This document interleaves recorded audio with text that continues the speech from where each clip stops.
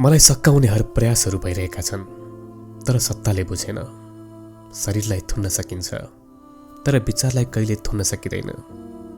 म त एउटा मान्छे हुँ, तर मेरो विचार त्यो त लाखौंको आवाज हो। त्यो आवाज थाक्दैन, झुक्दैन र कहिले मरेको हुँदैन। आज म अन्यायको सामना गरिरहेको छु, तर म दोषी होइन। मेरो अपराध भनेको सत्य बोल्नु र जनताको पक्षमा उभिनु हो। म अन्तिम साहससम्म लड्नेछु, धोका होइन, न्यायको निम्ति। र याद राख, साँचो विचारलाई जेलले रोक्दैन, प्रतिशोधले हराउँदैन र सत्ताले कैद गर्न सक्दैन। तिमी मलाई सकाउन सकौला, तर मेरो विचारलाई त्यो त आज पनि बलिरहेको छ र भोलि झन् चिच्याउनेछ।